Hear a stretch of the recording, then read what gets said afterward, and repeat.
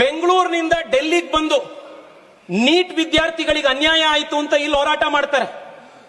ಕರ್ನಾಟಕದಲ್ಲಿ ಕಳೆದ 3 ವರ್ಷದಿಂದ ಕೆಪಿಎಸ್ಸಿಯಲ್ಲಿ ಆಗಿರುವಂತಹ ಹಗರಣ, ಪ್ರತಿ ದಿವಸ ಸಾವಿರಾರು ಜನ ಯುವಕರು ಫ್ರೀಡಂ ಪಾರ್ಕ್ ಅಲ್ಲಿ ಕರ್ನಾಟಕದ ಮೂಲೆಯಲ್ಲಿ ಹೋರಾಟ ಮಾಡ್ತಾ ಇದ್ದಾರೆ.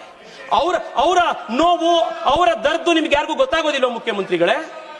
ನಾನು ಮುಖ್ಯಮಂತ್ರಿಗಳಿಗೆ ಕೇಳಲಿಕ್ಕೆ ಇಚ್ಛೆ ಪಡ್ತೀನಿ. ಕೆಪಿಎಸ್ಸಿಯಲ್ಲಿ 10 ದಿವಸದ ಹಿಂದೆ ಕೆಪಿಎಸ್ಸಿಯ ಚೇರ್ಮನ್ ಅನ್ನ ಗವರ್ನರ್ ಸಸ್ಪೆಂಡ್ ಮಾಡಿದ್ದಾರೆ. ಯಾಕೆ ಮಾಡಿದ್ರು? ಅವರ ಮಕ್ಕಳನ್ನ, 2 ಹೆಣ್ಣು ಮಕ್ಕಳು ಅವರಿಗೆ, ಯಾರು ಕೆಪಿಎಸ್ಸಿ ಚೇರ್ಮನ್ ಅವರಿಗೆ ಫೇಕ್ ಸರ್ಟಿಫಿಕೇಟ್ ಮಾಡಿ ಕೆಪಿಎಸ್ಸಿ ಚೇರ್ಮನ್ ಅವರಿಗೆ ಕೆಲಸ ಕೊಡಿಸಿದ್ದಾರೆ. ಮೊನ್ನೆ ವೆಟರ್ನರಿ ಕಾಲೇಜಿನಲ್ಲಿ ವೆಟರ್ನರಿ ಆಫೀಸರ್ಸ್ ಗಳದ್ದು ಎಕ್ಸಾಮ್ ನಲ್ಲಿ 80 ಲಕ್ಷ ರೂಪಾಯಿ ಪರ್ ಸೀಟಿಗೆ ಹರಾಜಾಕಿ ಕೆಪಿಎಸ್ಸಿ ಇವತ್ತು ಸೀಟ್ ಕೊಟ್ಟಿದೆ.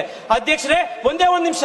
ನಮ್ಮ ತಂದೆ ಬೆಂಗಳೂರಿಗೆ ಚಿಕ್ಕಮಗಳೂರಿನಿಂದ ಬಂದಾಗ ತಲೆಯಲ್ಲಿ ಕೈಯಲ್ಲಿ ಕನಸು ಬಿಟ್ರೆ ಅವ್ರ ಕೈಯಲ್ಲಿ ಏನೂ ಇರಲಿಲ್ಲ.